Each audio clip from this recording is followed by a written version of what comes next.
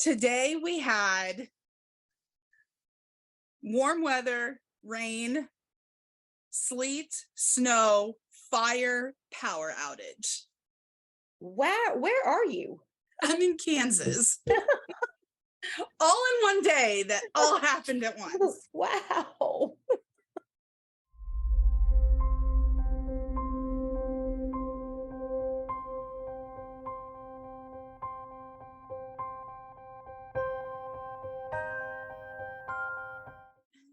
Hi, everybody. My name is Danny Rose. Welcome to another episode of Written in Thorns. And I am your host for this podcast. Today, we're actually going to be circling back towards writing, but in a different direction. Typically speaking, we speak more on how to come up with ideas. And today I'm actually joined by my guest, Angela, who is behind LovetreePublishing.com. And they have an amazing software program called WordLover. And it is this, as their slogan calls it, Control F on steroids. And I absolutely love that slogan. Where did you come up with the idea for that? Oh, well, I mean, that's what it is. It's Control F, only it's bigger.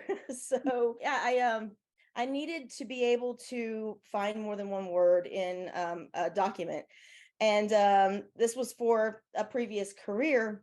So I did research, and it was just, I couldn't find it anywhere. So I had to build it. And so I learned how to program, and I built it. And it was based off of the whole, I needed more control over Control F. So that's pretty much how that came about.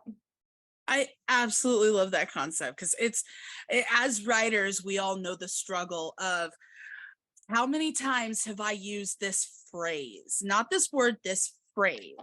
Mhm. And the idea of being able to search for that phrase in something similar is fascinating to me. I don't know how many hours and days of editing that would have saved me before I released my book if I had something like that. How long has this program been available?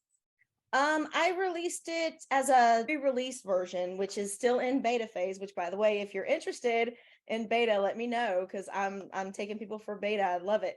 But that's only been maybe a couple months ago for that. And hopefully by the end of summer, I will have it actually released in the final version, which will still be able to be updated as I see needed, but the final release has some really interesting features.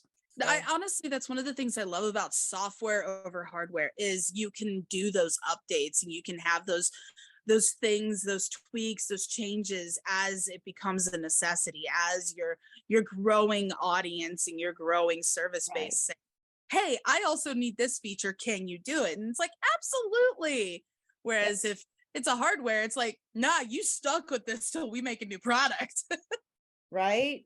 Cell phones. Oh, no joke. I just had to upgrade my phone. I was thriving on my 12 for as long as I could. Like Mm. I'm an avid Apple user. Everything in my life is Apple. Wow.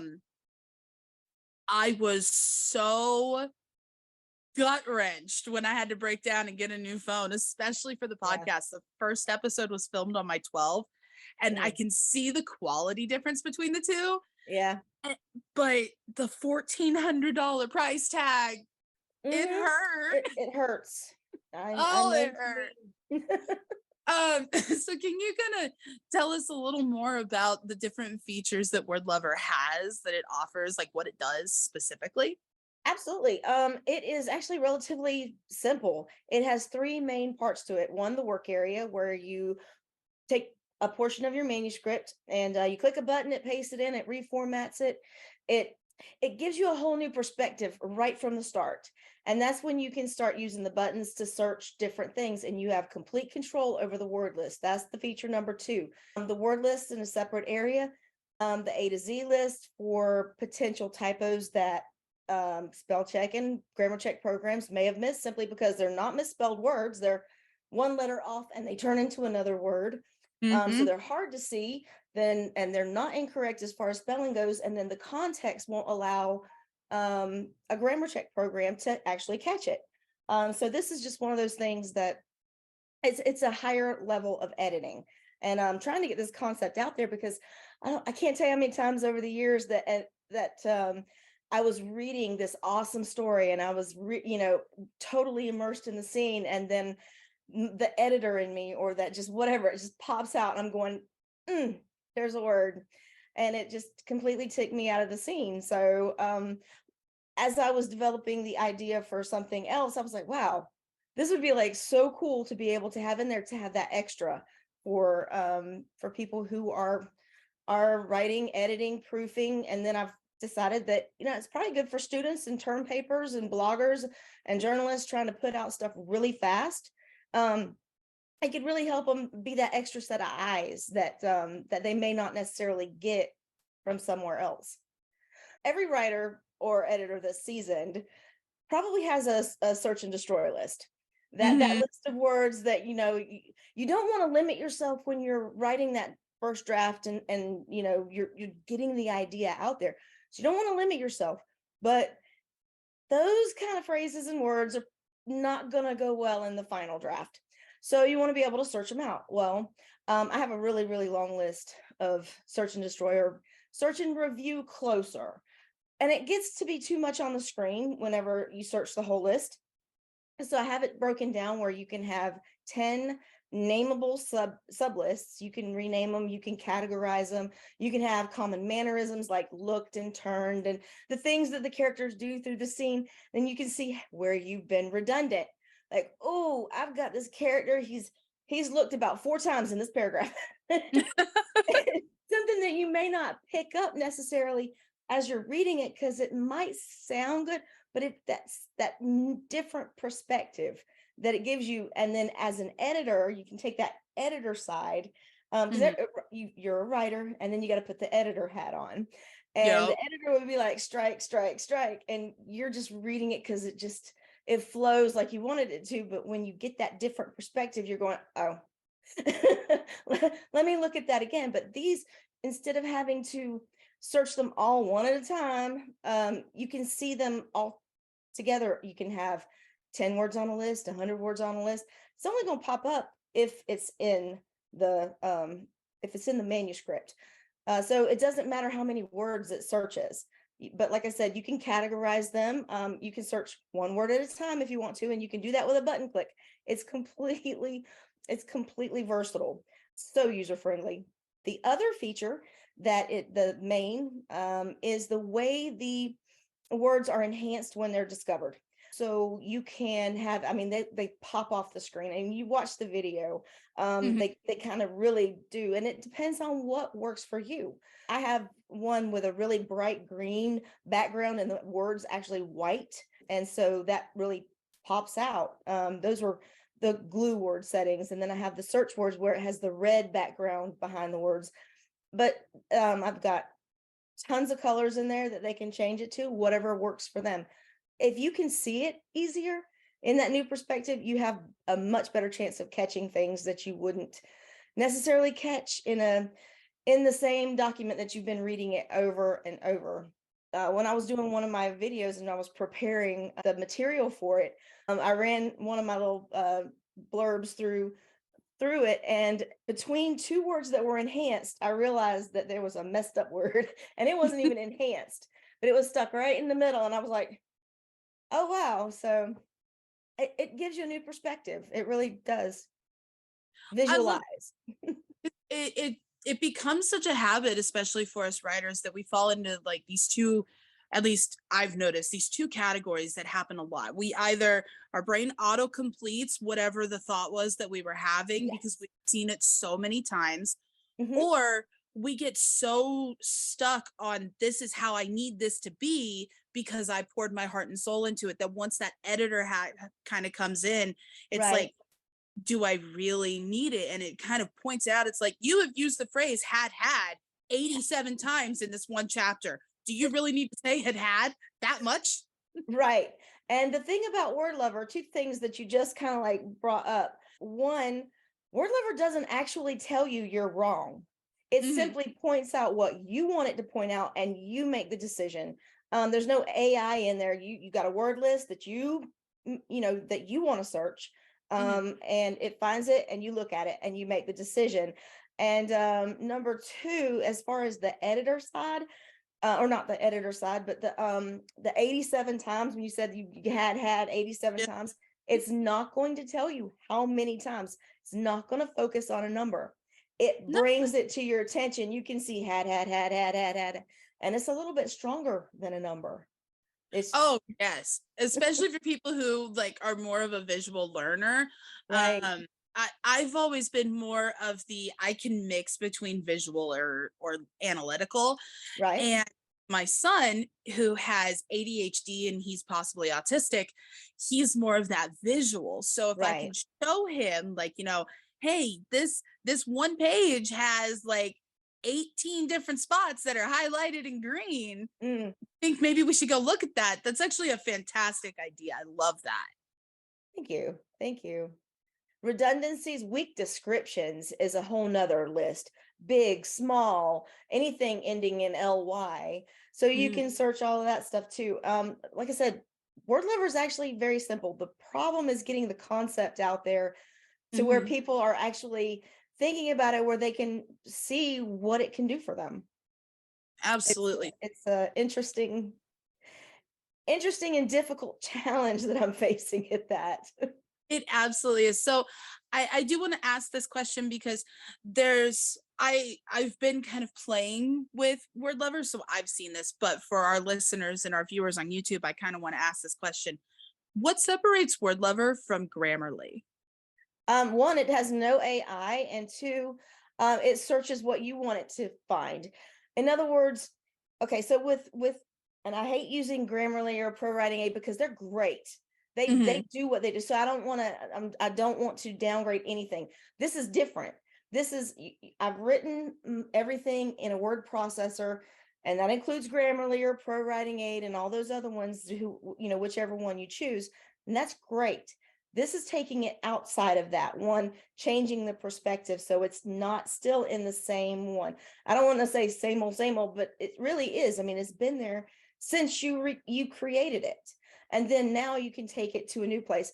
But it's not going to point out anything except what you want it to point out. Yes, in Grammarly, you want it to point out your errors, but Mhm. it's pointing out something you weren't really expecting. This, you're searching lists of words. You've got the glue words that you can visualize. You've got you're searching destroy lists. I feel like I'm kind of repeating myself, but that's what it does. Mhm. So it makes you visualize it in a way that I think is more effective with the editing on that level. And it's not just for proofreading. Yes, it's great for proofreading, but it's actually for a couple steps before that. When you're past the developmental editing part, but Mhm. more into the concept, or a little bit past that too, I guess. The amount of glue words and stuff in there really makes a difference for the strength of your writing. The weak descriptions, that's before the whole proof process. That's more the possible typos, but that's part of it, the whole thing. So this kind of creates like an extra step between concept editing and copy editing. Right. It's actually a higher level of editing if you look at it that way. Mhm. It the different environment, the visual perspective of it. I think if people give it a chance and they see what it can do, I think they'll really like it. I think it's a great program. I mean, I wouldn't spend all this time building it with this concept in mind if I didn't truly believe in it. And I had to research every single thing because I have no background in programming.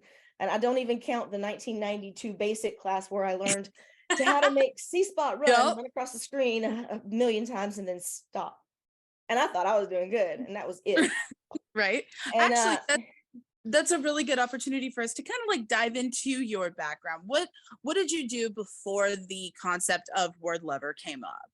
I have a background in security. Out of high school, where I grew up, it was kind of you could be a nurse, which I wasn't cut out to be a nurse. There was a little college, and a lot of people went in that direction, or you could be a correctional officer. I feel this. Our options were nurse or farmer. Right. Okay. Well, where I grew up, there was a lot of prisons around, and so that's where I have my background mostly. I was a stay-at-home mom for a few years, and I was an editor during that time. That was a whole lot of fun because I had the opportunity to do that, which is kind of unusual. I think I hadn't prior to that had that opportunity, but I don't have a degree in anything, so I was kind of like, well, they're not going to want me. Well, I talked to this publisher, and she was like, "Well, here, edit this," and so I did. And next thing you know, I'm an editor. So I was like, "Hey, that's awesome!" So I had that opportunity, and then when I became a single mom, I had to go back into the security field, and that's where I've been for quite a few years. And did a career change recently, well, in the last couple of years, so that I could pursue this. And I really want to pursue more editing and get my book out there too, which I will be running through WordLover, not just to put WordLover through its paces, but to actually look at my writing finally. Right. And actually benefit from the same product that you've created. Yes, yes. I had to focus more on the coding aspect. And oh, did it work? Did it do that? No, it didn't. Let me go back and trial and error. Oh my gosh, so much trial and error. I hope my southern accent isn't too much in this. Oh, you're good. If it gets too thick, I'm going to end up marrying you because my family is actually from Kentucky and then from Texas. And I got family that live down in Florida and North Carolina. Yeah. So, like, my natural accent is a weird amalgamation of these different Southern accents. Yes, And yes, yes, yes. growing up in Kansas, there's still that little bit of country twang to everything here. But when I first moved here, I was in kindergarten and my accent was so bizarre and thick, my teachers couldn't understand me. So they Oh put me in speech wow. therapy class because they didn't like it. They wanted me to get rid of that accent versus trying to figure out what 5-year-old me was saying in that thick Southern accent drawl. So I learned how to fight it. So when I get around people with Southern accents, that starts slipping a little more and a little more and a little more. And I got a friend of mine that I do my business with through Chaotic Rose, who lives in North Carolina with her fiance. Mhm. And I know e- that accent well. every time I get on the phone with her, all of a sudden that accent starts slipping a little more and more. And then before I know it, I sound like my grandpa from Kentucky. I try really hard, especially at the beginning, to make sure that I'm enunciating. But then when I get a little excited, it comes out. It slips. Yep.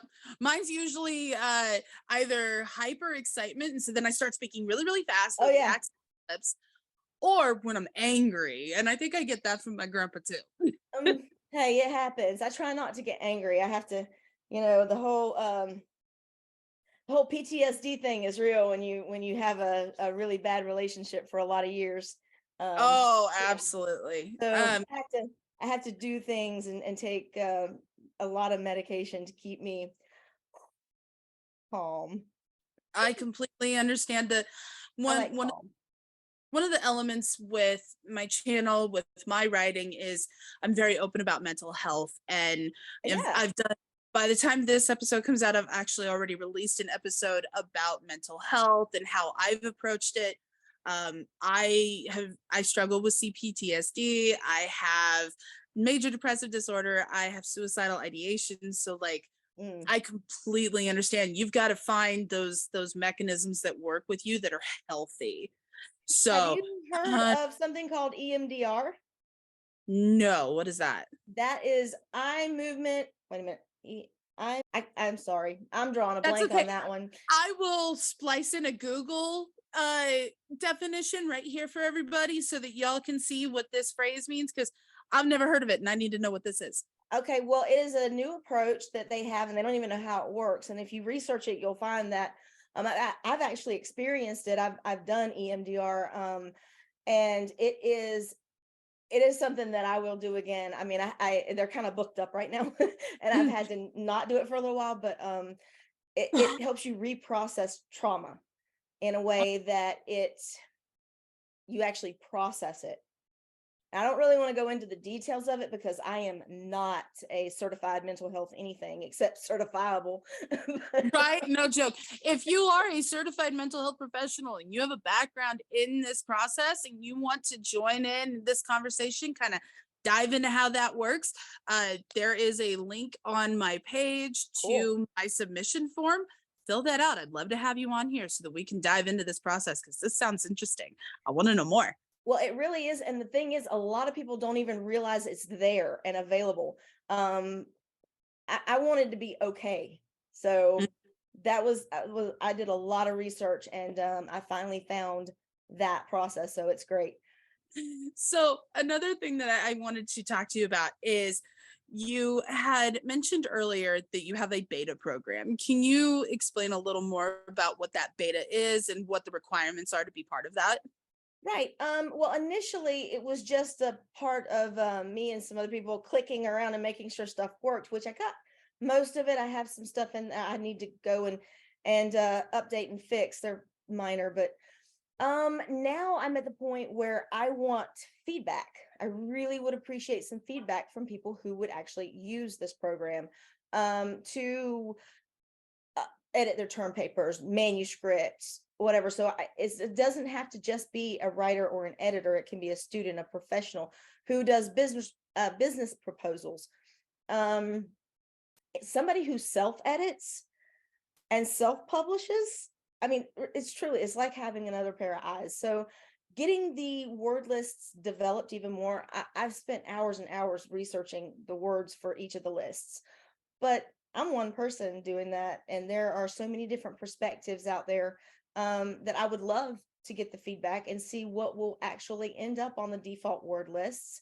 Um, how the colors and stuff work together as far as what should be the default colors. I want feedback on that. Right now I have a set. Obviously there has to be something there. And I think Right. it's good, but I would love to know what others think and see how it ends up in the final version.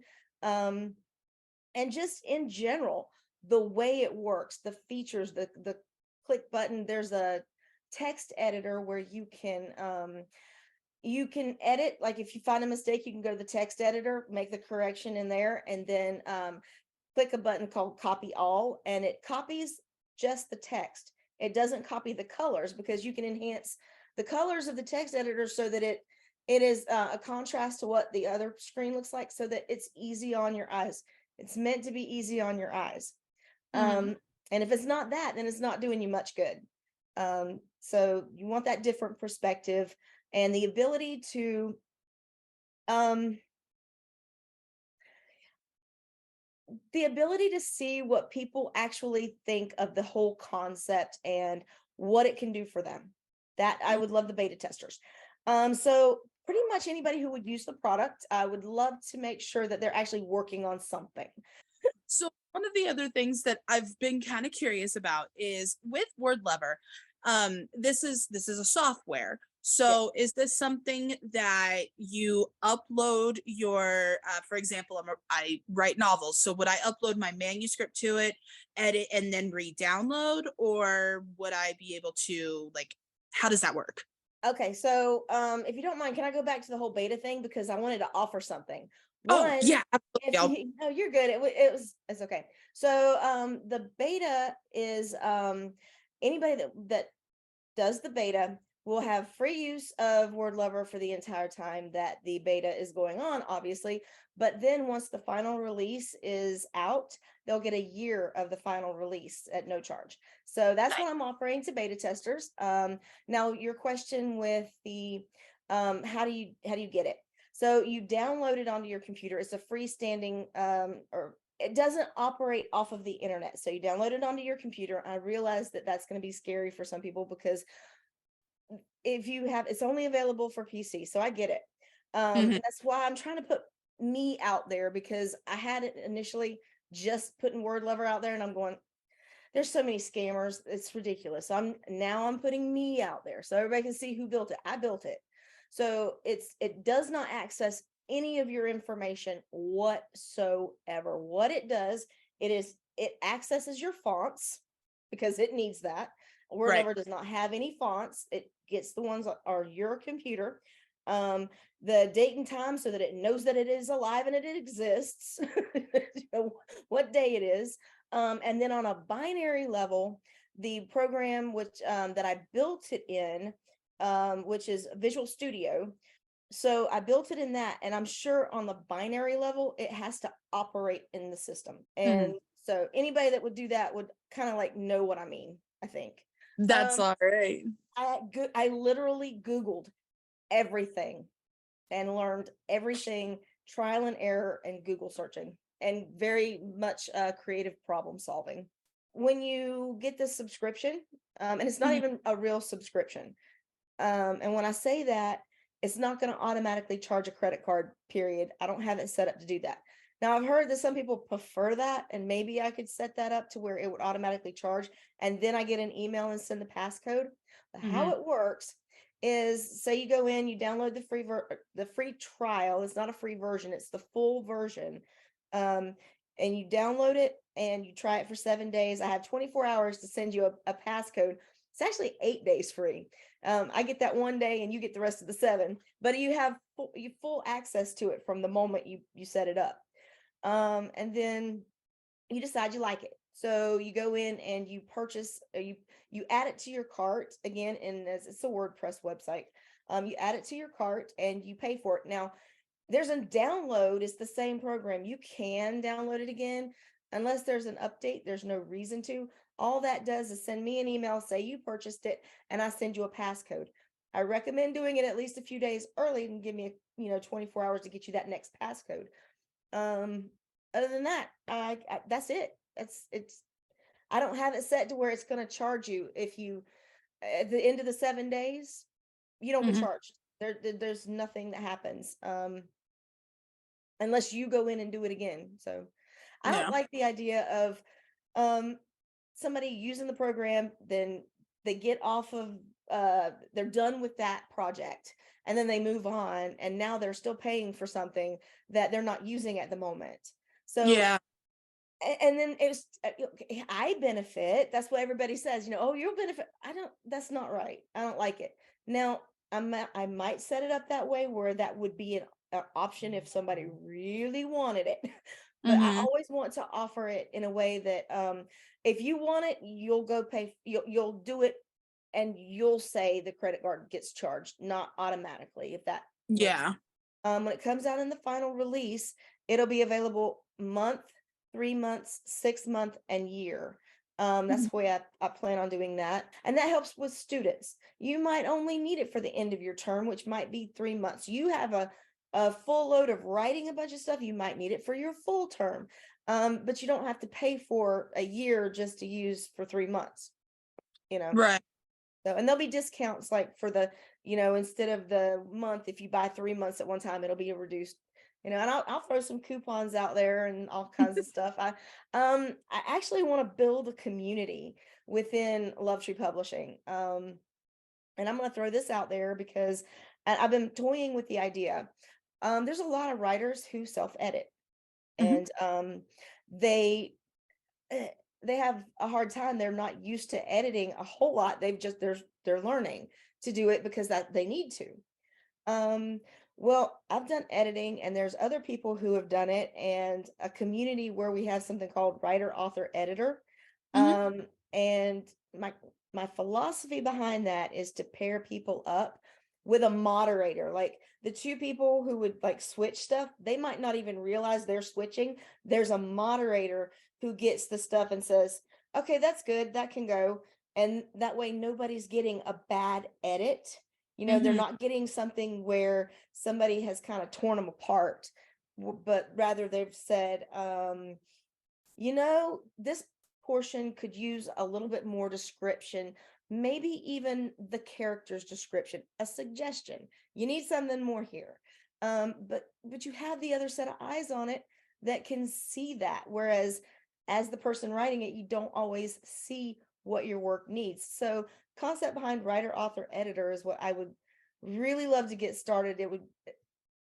I got to get it out there somehow. And then if I get emails about it and people wanting to join, then maybe I can get that going. I don't know if you know anybody that would be interested in doing something like that, but to pair up the work for people who write very similar or the Mhm. same genre or whatever, if we had enough participants, and then have the moderator, because I think the moderator is really important until somebody gets to a level of editing where they know how to express and they know what to look for. Oh Does yeah. that make sense? Absolutely. So it's actually something very similar. I've been wanting to do something along those lines, and I went through the query process, and I went through the shopping process with my book, and I ended up opting to do a self-publish. Right. And Oh, I ended up creating my own little like indie publishing company called Chaotic Rose Publishing. And that's one of the big things for me is I'm not interested in hearing the tear downs. I know what my audience is. I'm not by any disillusionment that my book gravitates to like everybody. emo millennials mostly for like Gotcha. the marketing angle. Like I know who my audience is. Right. But it doesn't mean that I need some editor that is only interested in a very specific set of novels, Mm-hmm. getting it and then telling me, well, this is stupid. Like, okay, but you're not my target. So I don't Right. care about your opinion on that. I Right. care, can you edit this for me? And if you're not interested, I go find somebody else. And Right. I absolutely love the idea of doing that. I've started a Discord that's strictly just for authors, editors, writers, that kind of thing. But at the moment, I am the only person in there because I don't know anybody else in the community yet to kind of start building that up. Right. Well, I mean, if you're interested in building that philosophy up, I'm totally I would love to be in that with you. To Absolutely, be let's like a do it. moderator, because I can't stress enough. I've been in critique groups, and critique groups are great when they are run properly. Oh, When you yes. when you have a critique group with no standards, no guidelines, and somebody I literally did this years and years ago. I had a chapter one, and they got the chapter one and tore it apart for Mm, plot and characterization, the two very things you cannot possibly determine from one single chapter. Chapter one. Yeah, that's not enough time. Like there's chapter one is like your base level. Like Right. this is hi, my name is, not here's the Basically. whole plot. Oh yeah, Oh, totally. I was Lord, that would make me so fucking mad. So mad. Ah. yes, I was very discouraged many years ago, but I decided I didn't know anything about writing. And then I set out to, well, I mean, can you see this? Yes. These I keep these my are my running. the books that I have collected over the years. By the way, this one is amazing. Choose the right word. I love this. Can you see how old this book is? Yeah, actually, that's a well-read book. Yes. Well, it's better than a thesaurus. It gives you the concept, the context that words are used in mostly whenever. It's great. I love it. But no, I set out to learn on my own how the writing process, I guess is a better way of putting it. Not just how to write, but the writing process.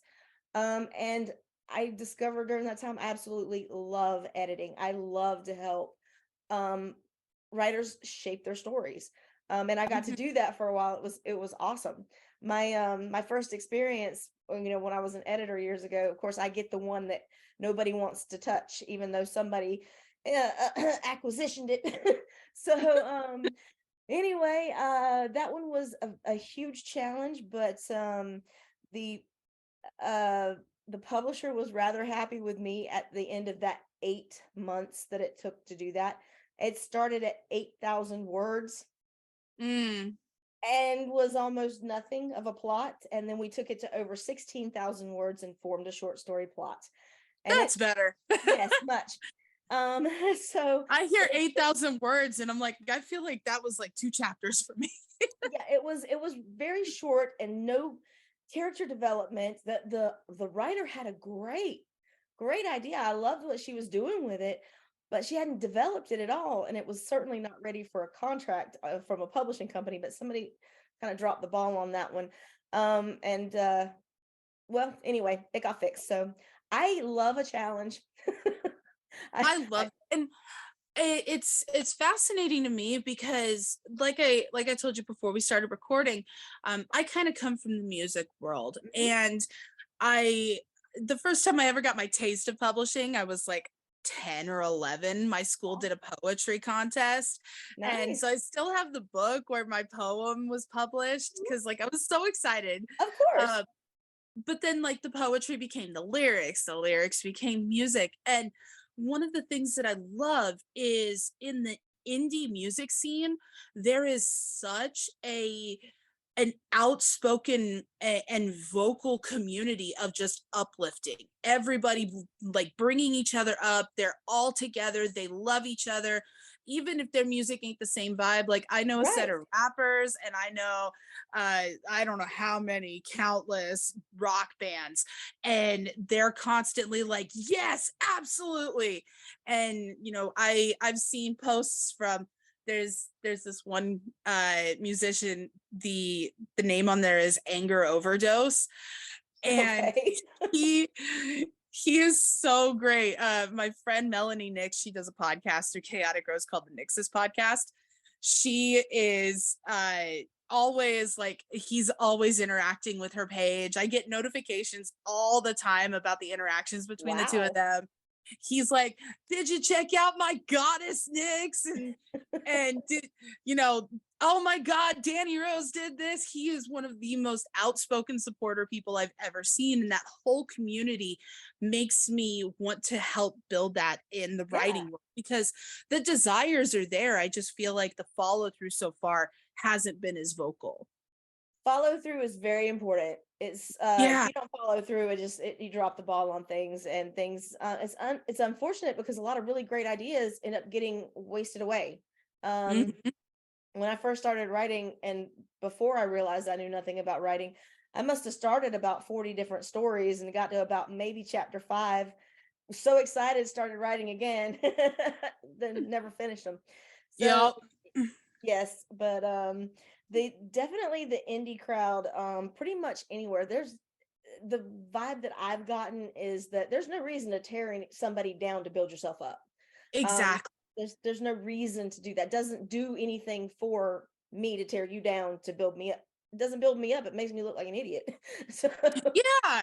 so Like the quickest way to look like a pompous asshole is to literally look at someone else doing the same thing as you and say, I'm better than you. Really? Last I checked, you ain't got a Peabody. well, there's different perspectives on things, and Exactly. my way of doing things might not necessarily be wrong. I don't think so, but somebody else doing something similar but different Hmm. might not also be wrong. I mean, it's just different. Absolutely. And in all honesty, I feel like the concept for this software with WordLover is very much in line with that aspect of, this is designed by somebody that did editing to help us Yes. as writers, as bloggers, as students to be that better level. And I Yes, and love it this doesn't concept. tell you that you're wrong. Yes, That's my that's favorite such a part. big thing. It doesn't come in here. "You need to no, it just whoop, and then I go, oh, I need to fix that. Oh, So absolutely. And I'm so much of that person where, like, if you tell me something, I'm gonna do the opposite. Whereas if mm, it's presented to me, then it's my idea. Then right. I'll do it. But if you tell me no, I'm gonna be like, fuck you. Right. Okay. Well, the whole concept is the words on the list. Yes, there's a default list. I made it. That might not be what you want to have. You remove the words, add words, delete the whole thing, start over. In the end, when you push that button, it's because you wanted to find what was on the list. You can change it any way you want to. That's it.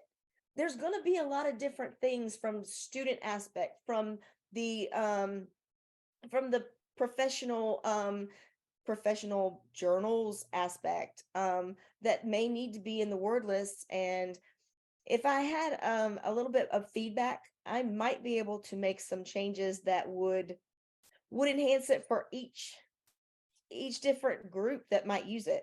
Like the gestures and expressions word list. I pointed out in the live presentation that the gestures and expressions word list is probably going to be skipped by somebody who's not writing fiction or editing a work of fiction.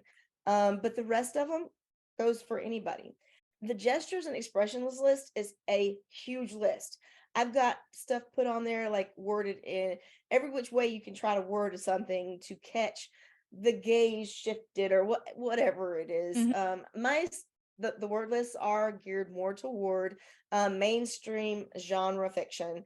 I am a huge romance lover.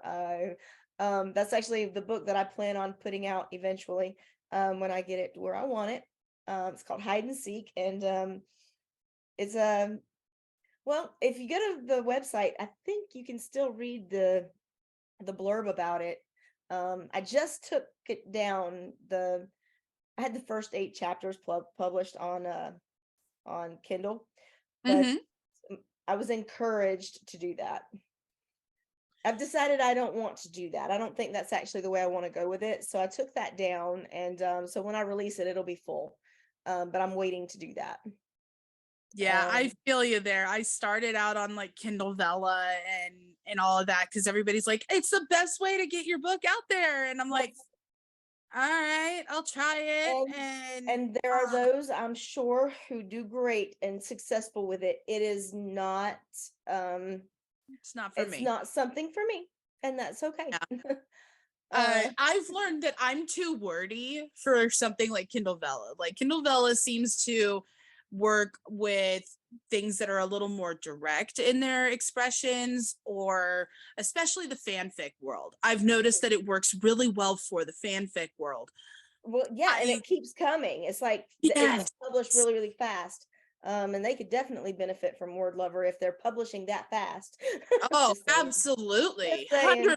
That's If you've that got something second going set of out there eyes. quickly, I've lost count of how many times, because I will admit it, I have a Wattpad account because there are some days where I just want some kind of content that you can find on Wattpad. And Okay. there are some really good authors on there, but they would benefit from something like WordLover, because you start reading it and then you notice like this glaringly obvious error, and you're just like, honey, if you'd had at least one other person look, you'd have caught it. And it Right. pulls you out of there. And I'm And like, now I feel like that's I the wasted biggest thing. It's the biggest disservice you can do to a reader when they're so immersed, and then all of a sudden it's like, oh yeah, there's a real world around me. Because Yeah, seriously, you really get that far into a book, like everything around you disappears. I mean, as much as it can. But yeah. that's true. And Yeah, then suddenly there's walls. And yeah. like, And oh, then there you was a fire realize over that, there. yeah, and then you realize that, it's 11 p.m., even though you've already sent your children to bed, and you're sitting in a bubble bath that no longer has bubbles because you've been reading. Not from personal experience at all. No, I'm sure. Oh Oh my goodness. wow. I love it. Well, I have kept you on here for quite a while. I appreciate your time so much. Guys, if you are interested in signing up for beta testing for Email me. WordLover, contact her. All of her contact information is going to be in the description box. We also will have a link to her website, that is lovetreepublishing.com, correct? Yes, lovetreepublishing.com. And if you don't mind, add the YouTube account because that has all the videos, the how-tos, and what it's actually about. So Absolutely. So definitely make sure you check that out over there. I will have a link to her YouTube channel. And thank you so much, Angela, for your time. You've thank been you. a blast. You're awesome. I appreciate you. Thank you so much. Guys, have a great rest of your day, and I'll see you in the next one. Take care.